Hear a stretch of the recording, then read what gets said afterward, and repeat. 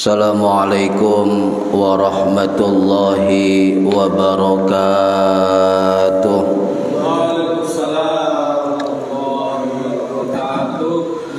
Bismillahirrahmanirrahim. Ila hadratin nabiyil mustafa Muhammad sallallahu alaihi wasallam wa ala alihi wa sahbihi ajma'in. Lahumul Fatihah. A'udzu billahi minasy syaithanir rajim. Bismillahirrahmanirrahim. Alhamdulillahi rabbil alamin arrahmanir rahim maliki yaumiddin. Iyyaka na'budu wa iyyaka nasta'in. Ihdinas siratal mustaqim. Siratal ladzina an'amta 'alaihim ghairil maghdubi 'alaihim waladdallin. Rabbighfirli wa liwalidayya amin.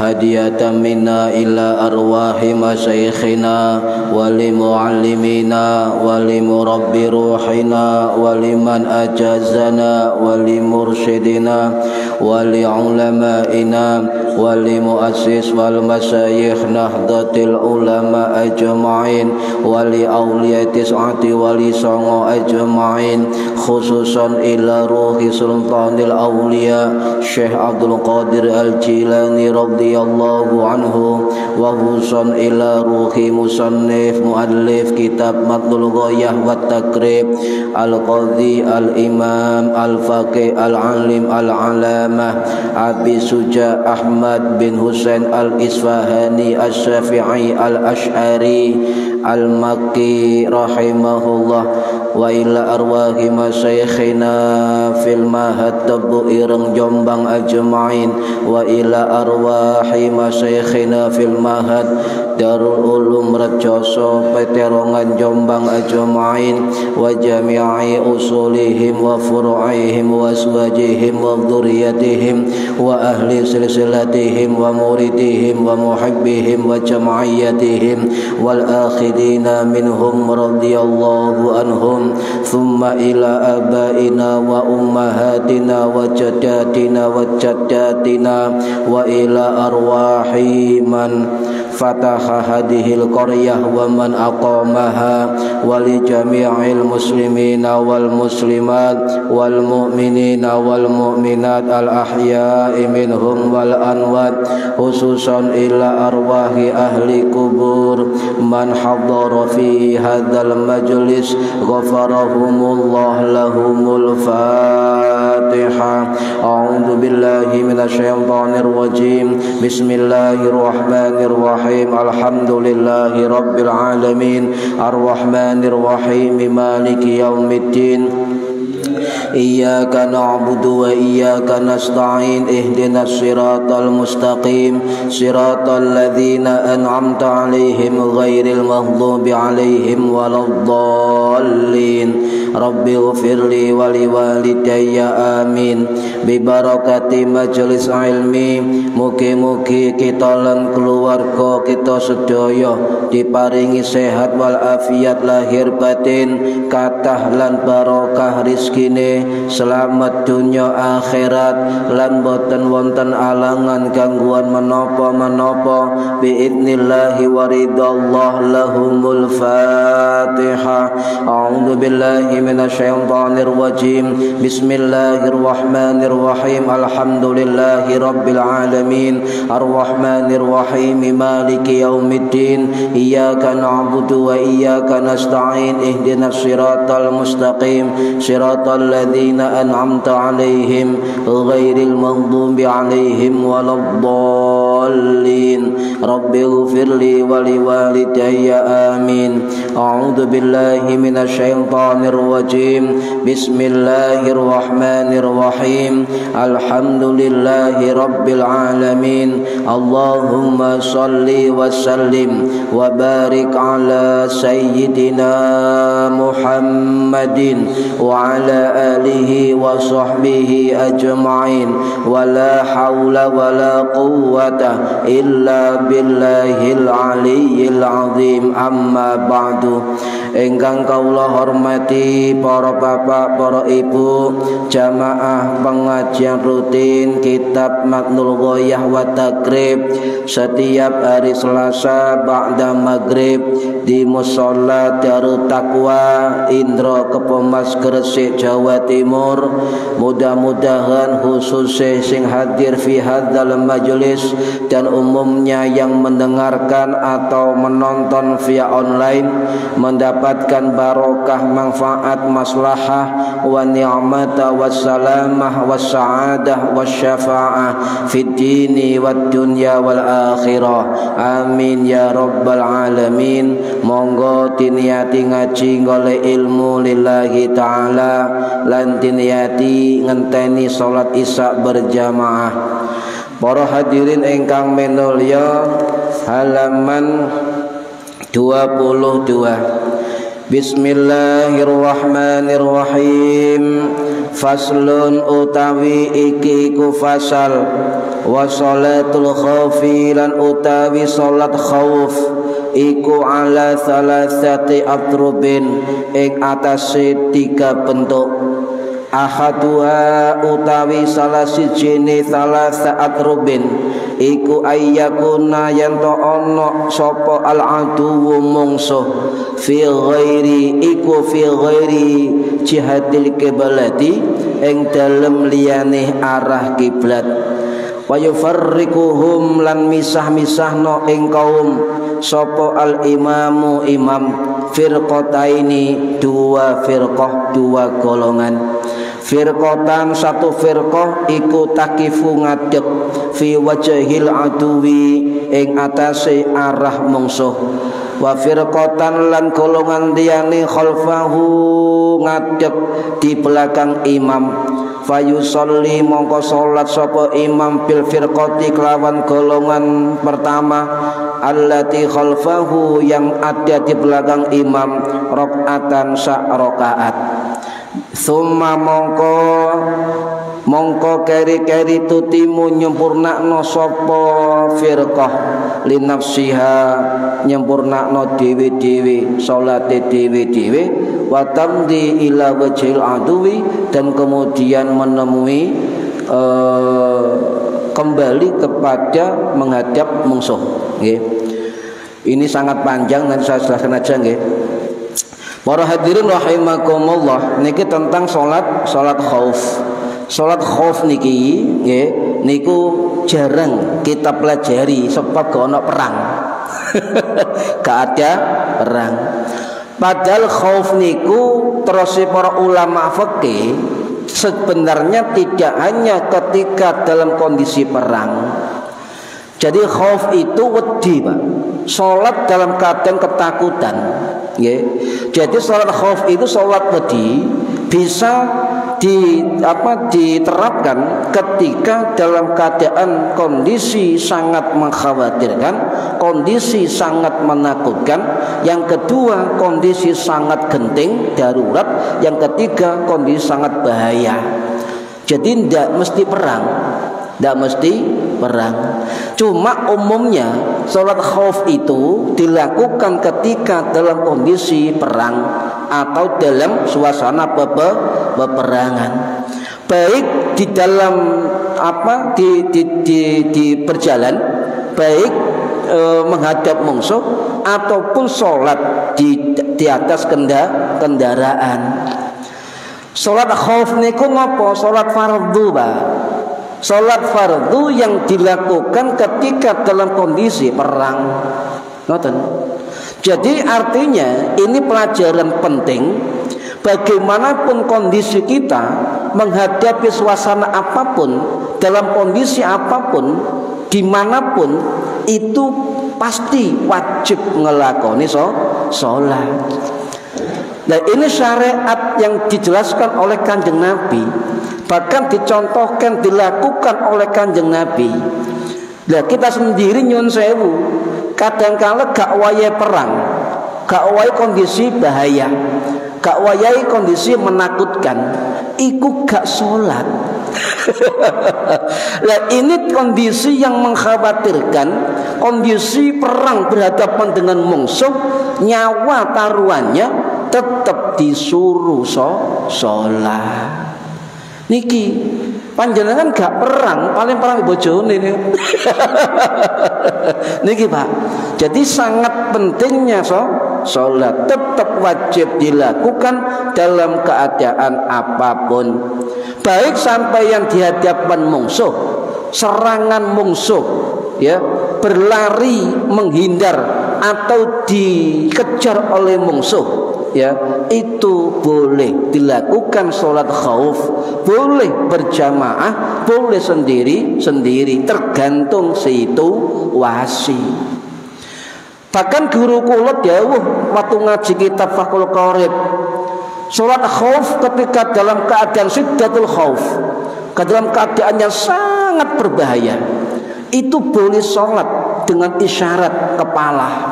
Jadi perang ambek sholat, misalnya Allahu Akbar, Al-Fatihah ambek perang. Wah, ana mungsuh nembak, dur, lanjut perang. Ngoten lanjut sholat sampai selesai. Boleh dalam situasi apapun.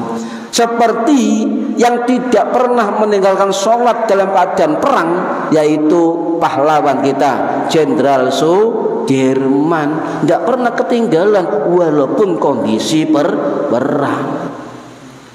Itu Panglima Sudirman, tidak bisa dia nggak sholat, pasti sholat, dan ketika perang pasti berjamaah sholatnya. Niki Panglima Sudirman.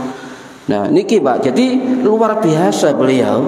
Sampai karomah beliau ngeten Pak Jenderal Sudirman niku, ketika beliau disampai di sebuah desa dan dikepung desa itu oleh Belanda, mau diserbu rumah itu, ternyata di dalamnya tidak ditemui Panglima Sudirman, padahal di situ. Ini karomah beliau.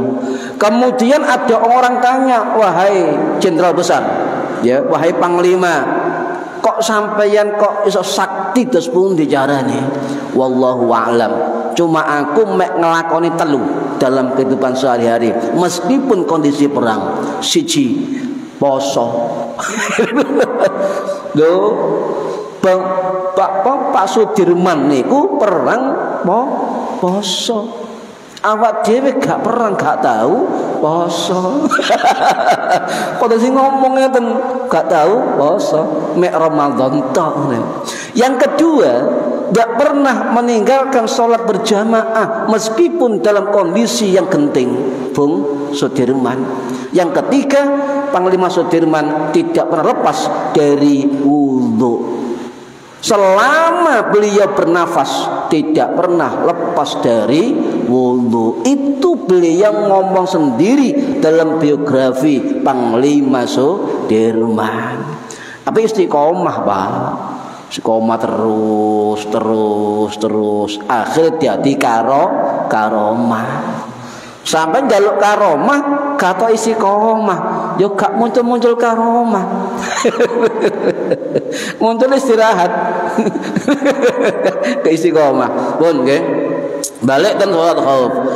Lah, ulama lain mengatakan nggih, boleh sholat khauf dalam keadaan takut, ya, akan keselamatan nyawanya, dalam kondisi keluarganya diganggu oleh ancaman luar, dalam kondisi menjaga harta benda, ya, dalam kondisi misalnya ada surat kaleng yang mau dibunuh misalnya kan, dalam kondisi kebakaran, dalam kondisi gempa bumi, dalam kondisi tsunami dan sebagainya.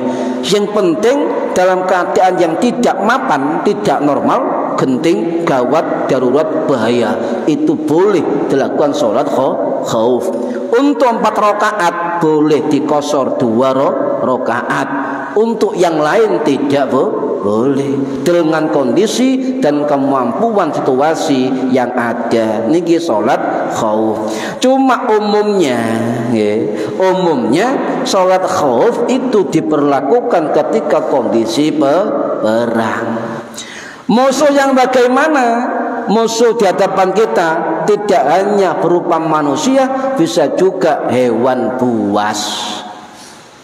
Sampai misalnya ya sholat wedi ono macan iki lek waya sholat iki lek aku kondisi sholat macan ini ku teko wetan. Nah sampeyan perkara wajib ngadep kiblat, akhirnya sholat belakangi macan. Lucu ya, sholat teko wetan, sampeyan sholat ngadep kiblat, mungsuh teko wetan macan ngono nggih. Nah sampeyan wah iki lek gak ngadep kiblat gak sah iki, ngadep kiblat macane nek mburi sampeyan. Yo boleh Pak, boleh sholat khauf ya, itu mustaqbilal kiblah atau tidak menghadap kiblat. Khauf niku bebas ngadepi, cuma ono carane ngoten nggih. Lah salat khauf niki disyariatkan Pak, disyariatkan karena apa? Karena juga perintah Gusti Allah dan juga pernah dilakukan oleh Kanjeng Nabi. Jadi ono dalil ayat Qur'ane, ono dalil hadise, ono ijma ulama bahwa sholat khauf itu hukumnya sunnah. Hukumnya sunnah. Loh, lek perang gak iso obablas terus pundi? Nabi pernah ketika perang Khandaq, perang Parit, itu Nabi 4 sholat ketinggalan sebab perang. Akhirnya dijamak ya sekaligus oleh Nabi dan para sahabat. Jadi artinya tidak ada alasan apapun ketika kita tidak sholat. Tinggal pilihan-pilihan saja kok dalam fikih itu, asal kita tahu ilmu dan caranya, itu saja. Gak ngawur ya, tahu ilmu dan caranya. Niki para hadirin rahimakumullah ya. Jadi sholat khauf niku sholat yang boleh dilakukan di luar ketentuan normal sholat. Contoh syarat sholat salah satunya menghadap kiblat. Lah sampeyan mung sole nang wetan kate nembak sampeyan, maka boleh sampeyan dalam kondisi tidak menghadap kiblat. Boleh ya. Untuk apa? Menjaga nyawa kita agar tidak diserang oleh musuh ya. Lah niki hukumnya ijma ulama ya, itu hukumnya sunnah ya, sunnah, dan itu pernah dilakukan oleh Kanjeng Nabi. Tetapi wonten satu ulama murid Imam Syafi'i, Al-Imam Al-Muzani Asy-Syafi'i Al-Misri rahimahullah, sing wafat tahun 887 Masehi di Mesir. Beliau menyatakan sholat khauf itu sudah dimansuh, dihapus, tidak berlaku, hanya berlaku pada zaman Kanjeng Nabi Muhammad sallallahu alaihi wasallam. Ini pendapat Imam Al-Muzani murid Imam Syafi'i. Tetapi empat mazhab Hanafi, Maliki, Syafi'i, Hambali itu ijma menyatakan bahwa sholat khauf hukumnya sunnah. Artinya ketika kita dalam kondisi perang ndak sholat ndak masalah, yang penting dikodok setelah perang. Tapi kalau dilakoni dalam perang hukumnya sunnah. Niki. Nah, bagi orang yang perang boleh sholat khauf. Bagi orang nggak perang mukim boleh sholat khauf. Contoh ngeten, jenengan gak melok perang ya, sing perang nang ngarep kono, tapi sampean was-was omaku pasti bom. Nggih, pas keluguran roket.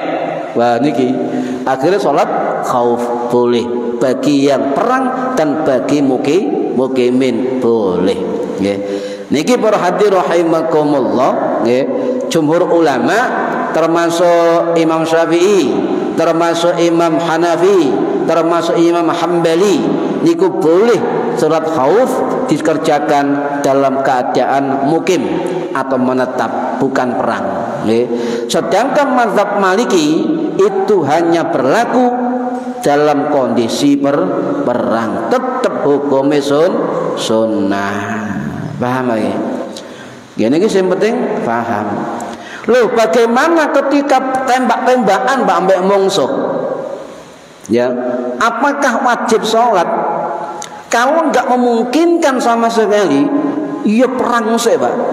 Kalau nggak memungkinkan, tetapi kalau memungkinkan, ini jumhur ulama termasuk Imam Maliki, Imam Syafi'i, Imam Hambali niku mengatakan jika suasana itu syiddatul khauf, sangat genting, sangat bahaya, saling berhadapan dengan musuh, maka silakan dikerjakan sholat sedapat-dapatnya.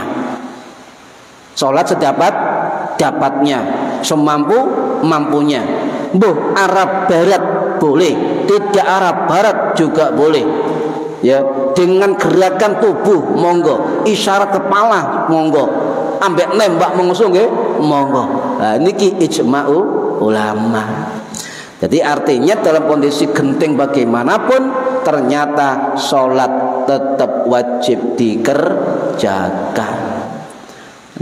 Niki jenengan gak perang tapi gak gelem sholat. Niki, apakah boleh sholat sambil membawa senjata? Ya, apakah boleh sholat khauf waya perang ambek gowo senjata? Boleh.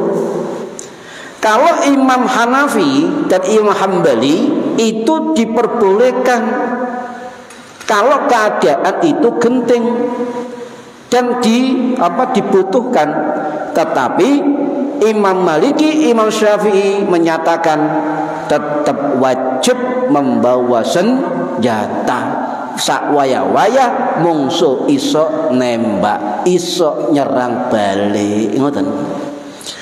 Makanya konco kula Pak waktu dinas dan perbatasan mundi Papua Nugini terus dikirim ten Garuda pinten niku pian Garuda 12 atau 13 niku nggih ten Serbia Herzegovina rumiyin niku salat khauf terus Pak, salat khauf ngoten. Dan mazhab mereka Serbia iku mazhab Hanafi nggih, mazhab Hanafi. Lah para hadirin rahimakumullah, apakah sholat khauf itu harus menghadap kiblat? Ya, tidak harus. Memang secara normal syarat sah sholat itu adalah mustaqbilal kiblati, ya, menghadap kiblat. Tetapi jumhur ulama termasuk dari mazhab Syafi'i yang diwakili oleh Al-Qadhi Al-Imam Abu Ishaq Asy-Syairazi As-Syafi'i Al-Baghdadi rahimahullah sing wafat tahun 1083 Masehi di Baghdad. Dalam kitab Al-Muhadzab beliau menyatakan salat itu wajib menghadap kiblat kecuali dua. Napa dua? Salat dalam keadaan takut atau khauf. Yang kedua, salat sunnah di dalam perjalanan. Niki kesepakatan di dalam mazhab Syafi'i. Jadi ketika sampai perang dan nyawa sampai jadi taruhan, maka yang wajib didahulukan adalah hifdzul ruh, ya, hifdzun nafas, menjaga nyawa. Itu bagian dari maqasidus syariah, menghidupkan tujuan syariah, yaitu menjaga nyawa, menjaga harta, menjaga agama, menjaga 5 ini ya, 5 penjagaan dalam maqasidus syariah. Nah, ketika ada kaidah fikih, ketika kondisi berbeda, maka berakibat konsekuensinya adalah perubahan hukum yang berlaku. Syarat sah sholat wajib menghadap kiblat. Tetapi karena kondisi perang tidak memungkinkan untuk menghadap kiblat, maka hukum berubah menjadi lidzarurah lihajati. Hajat kebutuhan sebab darurat, maka tetap boleh meskipun tidak menghadap kiblat, boleh. Nggih, niki. Jadi boleh, Pak. Siapa ngomong enggak boleh? Boleh. Ada yang sewu Ustadz ya di YouTube itu ada yang menyatakan bagaimanapun kondisinya tetap wajib menghadap kiblat. Nah iki gak ngaruh fikih wong iki ya. 4 mazhab itu boleh tidak menghadap kiblat dalam keadaan kondisi tidak memungkinkan, terutama kondisi perang. Kayak mau Pak nggih, kayak mau ono macan, sampean diober wae salat, tak salat tapi macan teko wetan. Terus karena kurang ilmu akhirnya sembahyang ngadep kiblat, macan teko mburi, ya mate. Boleh menghadap timur selama dia kondisinya darurat, termasuk sholat khauf. Sebab mongso itu dalam makna ulama bisa kategori manusia, bisa kategori hewan yang buas. Boleh sholat khauf, boleh. Contoh, sampai misalnya ono informasi ada gempa jam 12.00 gempa dahsyat sekian skala Richter, sampai bingung, waduh terus sembahyang, wedih ya, akhirnya sholat khauf ya, 2 rakaat boleh karena dalam keadaan genting, dalam kondisi bahaya nih kan, boleh. Dan juga mengutamakan keselamatan. Cuma umumnya sholat khauf itu dilakukan dalam kondisi perang. Boleh berjamaah, boleh sendiri-sendiri, ya. Boleh berjamaah, boleh sendiri-sendiri. Boleh sambil berjalan, boleh sambil berlari, boleh tidak menghadap kiblat. Niki dawuh Gusti Allah, fa in khiftum, jika kamu takut, farijalan, maka sholatlah dengan berjalan, au rukbanan, maupun di atas kendaraan, boleh. Cuma dengan isyarat, Pak. Ya, dengan isyarat, mantuk-mantuk ini Allahu Akbar, Allahu Akbar, Allahu Akbar, ambek gawa bedil, mboten napa. Nggih. Memang kondisi yang tidak memungkinkan, nggih. Dikejar mungsuh, nyawa taruhan, boleh sholat khauf dengan berlari. Tutuk ambek batin, ya wis pokoke sak kobre, sak isoke sholat. Masih ngadep ngetan tidak apa-apa. Itu kondisi yang genting. Nah, tetapi walaupun begitu para ulama itu mempelajari sholat khauf yang pernah dilakukan Kanjeng Nabi dalam perang-perang beliau, ternyata banyak ragamnya. Ya, banyak ragamnya. Ini keterangan ini wonten yang diterangkan oleh Al-Imam Abu Sulaiman Al-Khattabi Al-Busti Asy-Syafi'i rahimahullah, ya. Sing wafat tahun 1998 Masehi di Bustan Iran. Beliau mengutip hadis sahih Imam Muslim rahimahullah yang mengatakan Nabi dawuh salat khauf itu banyak ragamnya, ya. Nabi pernah melakukan dengan cara-cara yang berbeda dalam kondisi perang-perang tersebut, tetapi intinya sama. Kemudian diterangkan secara lengkap dalam kitab Tafsir Al-Munir yang dikarang oleh Asy-Syaikh Wahbah Mustafa Az-Zuhaili As-Syafi'i rahimahullah, sing wafat tahun 2015 yang lalu di Suriah.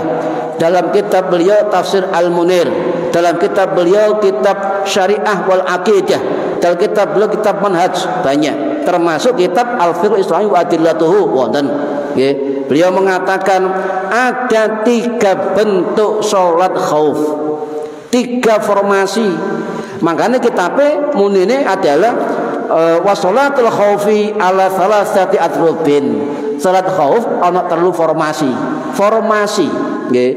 Nah, yang pertama, ketika mungsuh tidak di arah kiblat. Mbuh arah kidul, mbuh arah alor, mbuh arah wetan. Nah, jadi mungsuh tidak di arah kiblat. Nah, ahaduha ayyakunal aduwu, salah satunya sholat itu adalah ketika mungsuh berada tidak di arah kiblat. Ayyakunal aduwu fi ghairi jihatil qiblah, musuh tidak di arah kiblat. Maka cara ini itu riwayat Ibnu Umar radhiyallahu an sing wafat tahun 693 Masehi di Mekah. Niki riwayat sahih Bukhari nggih. Beliau mengatakan bahwa kalau musuh itu tidak di arah kiblat nggih, maka imam membagi sholat dengan firqataini, dengan 2 kelompok. 2 kelompok, bukan soft, 2 kelompok. Nggih, 2 kelompok. Jadi ketika imam dapat 1 rakaat, kelompok yang pertama, ini firqata ini, kelompok yang pertama itu ada di belakang imam. Kelompok yang kedua itu menghadap mungsuh. Ngoten nggih. Misale wong 20, dadi imam siji, maka sing 9 mburi imam ikut imam salat berjamaah khauf. Tetapi yang 10 itu menghadap mungsuh. Mbuh mungsuhe ngadep ngidul, mbuh mungsuhe elor, mbuh wetan, pokoke ngadep mungsuh. Sing imam ambek sing 1 kelompok di belakang imam tetap menghadap kiblat. 2 kelompok. Nah, kemudian setelah imam dapat 1 rakaat, maka kelompok pertama belakang imam itu kemudian meneruskan sendiri. Wa yutimma li nafsiha, maka mereka menyempurnakan sholat sendiri-sendiri sampai salam. Setelah itu imam sunnah agak lama pada rakaat yang kedua. Nah, yang di belakang imam langsung mengganti posisi pada kelompok yang kedua menghadap mungsuh. Ya, kemudian kelompok yang kedua itu mendekat ke arah imam, ikut rakaat kedua. Ya, kemudian jadi rakaat yang pertama, imam salam, maka dia menambah 1 rakaat. Lek salate 4 rakaat boleh dikosor 2 rakaat. Ini cara yang pertama. Nah, kelompok ini tidak harus di belakang imam, Pak. Contoh, niki imam, ini kelompok pertama belakang imam. Situin gini, Pak, tidak apa-apa. Karena bahasanya firqata ini 2 firqah, 2 kelompok. Ya, tapi harus ada yang mengkomando, sing iki mari, ayo gantian. Yang sholat ini sholat rakaat secepatnya menyelesaikan sendiri, imam ngadep, menunggu kelompok kedua mendekat ke imam, ikut jamaah imam sampai salam. Gantian ngoten. Nggih, gantian. Di rolling. Nggih, di rolling. Niki. Itu cara yang pertama, nggih. Lah kemudian cara yang kedua, itu cara yang kedua, ayyakuna fi jihadil qiblah, mungsuh itu ada di arah kiblat. Sing wau musuh tidak di arah kiblat. Cara yang kedua, mungsuh ada di arah kiblat. Nah, cara ini kemudian diterangkan oleh sahabat Jabir bin Abdullah Al-Ansari rahimahullah, sing wafat tahun 697 Masehi di Baqi Madinah. Ini riwayat sahih, nggih. Napa? Ketika mungsuh ada di arah kiblat, maka imam membagi 2 shaf. Tadi 2 kelompok, nggih. Ini membagi 2 shaf. Sebab musuh di kiblat, ngoten, Pak. Jadi imam membagi 2 shaf, nggih. Ketika imam bertakbir bersama-sama Jadi soft 1, soft 2, ketika imam takbir, soft yang pertama, soft yang kedua sama-sama ikut takbiratul ihrami imam. Benar. Bedanya ngeten. Kalau imam itu rukuk, maka dua soft ini ikut rukuk. Tapi sunahnya rukuk gak boleh lama-lama. Sementing nina, gak ini gak apa-apa Pak. Ini khauf. Ini khauf. Kemudian ketika imam sujud faida sajadu, ketika imam sujud maka yang sujud ikut imam soft yang pertama. Sing soft kedua tetap menjaga tuhurisuhum, melindungi dan menjaga mereka. Paham ya? Niki cara yang pertama. Nah, kemudian para hadirin rahimakumullah, ketika imam berdiri dari rakaat yang pertama, ya gantian tadi sama, persis sama, ya dengan rakaat pertama, rakaat kedua, kemudian kedua soft tadi berakhir dengan salam dengan imam bersama-sama. Niku cara yang kedua. Jadi lek musuhnya gak nang kiblat, dua kelompok ambek mengintai musuh, Pak. Yang kedua, cara ketika musuh di arah kiblat, dua soft. Beda nggih, dua soft niki. Lah para hadirin rahimakumullah, sedangkan cara yang kedua ini ada versi lain, Pak. Cara yang kedua ini ada versi lain. Niku riwayat sahabat Sahal bin Abi Saimah, ya, bin Abi Husaimah radhiyallahu an. Tetap sami, imam membagi dua soft, ya. Kemudian imam dengan rakaat pertama, ya, bersama soft pertama, ya. Kemudian ketika imam soft pertama selesai, yang soft pertama itu menyelesaikan sendiri, ya. Kemudian ketika rakaat kedua, soft yang kedua ikut imam. Itu seperti itu, hampir sama, cuma bedanya dengan sujudnya. Kalau yang kedua rakaatnya. Jadi imam rakaat, ya, imam takbir, rukuk, sujud, ya. Nah, sing melok so pertama sampai selesai. Nah, kemudian sing saburi menjaga. Ya. Nah, ketika rakaat kedua sama gantian. Cuma beda situ. Bedanya. Ini versi yang kedua, ya. Kemudian yang ketiga, ya, dalam kitab takrib apa? Fi syiddatil khaufi. Ketika kondisi berkecamuk, ketika kondisi dahsyat, ketika kondisi mengkhawatirkan, perang berhadapan-hadapan, maka fayusalli kaifa amkanahu, maka mereka sholat dengan kondisi masing-masing. Allahu Akbar, sami Allah, Allah Akbar, Allah Akbar. Dan bahasane kaifa amkanahu, sakarepe, sesuai kondisi yang dihadapi. Nggih. Niki Pak, jadi boleh sholat dengan cara berperang, boleh. Fayusalli kaifa amkanahu, maka mereka sholat dengan kondisi seadanya yang dihadapi. Ya, mbok iku ngadep ngetan, mbok ngadep ngidul, mbok ngadep ngalor, ya, tidak apa-apa, karena kondisinya fi syiddatil khauf, dalam kondisi yang sangat berbahaya. Niki nggih. Jadi intinya ada salah saat rubin, 3 formasi sholat khauf. Cuma cara yang kedua ada 2 model, ya, ada 2 model. Satu, ketika musuh tidak di arah kiblat. Yang kedua, ketika musuh ada di arah kiblat. Yang ketiga, ketika kondisi fi syiddatil khauf, dalam kondisi yang genting atau suasana berperang, berhadapan dengan musuh.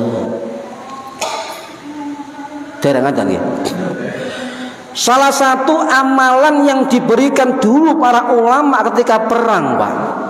Dan ini salah satu yang diamalkan Panglima Sudirman. Nopo? Hasbunallah wa ni'mal wakil, ni'mal maula wa ni'man nasyir. Selalu berdoa beliau begitu. Nggak usah akeh-akeh. Lek wayahe perang gak usah donga akeh. Wayahe perang donga kesuwen ya men. Ya setelah tembak mungsuh sampean. Ana sing ngeki amalan la haula wala quwata illa billahil aliyil azim. Ana sing maca hizib nasr, ana sing maca hizib bahar, hizib napa penjagaan nggih, hizib nawawi atau hizib macam-macam tergantung dari ijazah guru-guru kita. Nah, mengapa ketika dalam kondisi genting kita disyariatkan berdoa kepada Allah? Sebab kita tetap dalam keadaan tawakal. Sinten sing dalam kondisi sedih, kondisi napa gembira, kondisi seneng, kondisi susah, tapi dia tidak berdoa kepada Allah, maka dia akan sulit menjadi orang yang tawakal kepada Allah Subhanahu wa taala. Terus Imam Ibnu Athaillah dalam kitab Al-Hikam jawab, sing paling angel zikir eling Gusti Allah dalam kondisi seneng. Ya iya Pak, angel Pak. Waya susah pasti eling Gusti. Ya Allah, ya Allah. Ngeten ya Allah, ya Allah, pasti eling. Tapi lek seneng akeh lali nang Gusti Allah. Niki bedanya, nggih. Nah, wonten teng kitab Sholihin, kenapa kita disyariatkan jaluk perlindungan, jaluk keselamatan? Niku Kanjeng Nabi dawuh ngeten, nggih. Ayuhan nas, wahai manusia, la tatamanna liqa'il aduwi. Ya, jangan kamu mengharap-harap ketemu musuh. Wa as'alullaha al-afiyah. Maka jaluk afiyah nang Gusti Allah. Napa afiyah niku? Keselamatan, perlindungan lahir batin dari bencana, penyakit, musibah dan sebagainya. Niku afiyah. Nggih, niku afiyah. Napa afiyah itu? As-sihatut tammah, sehat yang sempurna, sehat lahir batine, sehat lahir batine. Juga termasuk ada makna afiyah adalah sehat dunianya dan sehat akhiratnya. Makanya ana gandengan sihatu wal afiyah, sehat no dunya tok tapi afiyah, sehat di dunia juga sehat di akhirat. Sehat lahirnya, sehat batiniahnya. Niku afiyah, as-sihatu tammah. Nggih. Ijazah terakhir, Pak. Kalau sampai akan nggih. Ijazah terakhir niki maca hasbunallah wa ni'mal wakil ben dinten niku 119 kali. Nggih. 119 kali terutama sampai ketika gak disenengi wong. Hasbunallah wa ni'mal wakil ni'mal maula wa ni'man nasir. Hasbunallah wa ni'mal wakil niku terus diwaca nggih sedina sedalu 119 isuk 450 sadurunge subuh nggih niki saged. Lah coba nggih pakai cara nggih niki kedah semerep agak baik nggih. Monggo kita ada telat kata nih. Carane Mbah Khalil Bangkalan ketika memberi tasbih. Loh, tasbih kok. Cek titip nggih, tambahi. Mbah Khalil Bangkalan menyuruh Yas'ad Sasul Arifis Tubondo untuk memberikan tasbih kepada Mbah Hasyim Asy'ari, isyarah mendirikan Nahdlatul Ulama. Caranya ngeten, ya Jabar ya Qahar, ya. Jadi cara pertama niki cekel, ya cekel. Kemudian ya Jabar sampai entek 99. Mantun niku cekel kiwa pocoe tasbih, ya gak ambekan. Ya Jabar. Niki sing dilakoni Mbah As'ad saking Mbah Khalil Bangkalan. Lho kok ora sampean kebuireng punya ini. Sanate jelas nggih, sohe. Cara kedua sami cuma niki ya Qahar 90 sampai entek nggih. Sami tarik atas bawah ya Qahar. Nggih. Jadi ya Jabar ya Qahar versi yang pertama. Versi yang kedua ya Ya Jabar, ya Jabar 3 kali, ya Jabar, ya Jabar, ya Jabar, ya Jabar 3 kali, ya Jabar, Jabar peng 3 putaran. Baru mau ya Jabar 90 songo. Yang kedua ya Qahar, ya Qahar, ya Qahar. 3 kali putaran, 3 kali ya Qahar, selesai baru ya Qahar 90 songo. Nah, itu yang diberikan Mbah Holil Bangkalan kepada Mbah Atas Larifis Tubondo, diberikan kepada Mbah Hasyim Asy'ari untuk mengamalkan ya Jabbar ya Qahar. Fungsinya ana sing zalim, ana sing fitnah, ana gak seneng, insyaallah patuh tunduk ya dengan kita. Sing musuh NU kualat. Niki sangat praktekno nggih. Niki jasa harus sampai ketahui oleh terutama banser ini dilakoni nih, niku jasa saking guru-guru tebu ireng nggih. Mugi-mugi manfaat fid dini wad dunya wal akhirah. Al-Fatihah.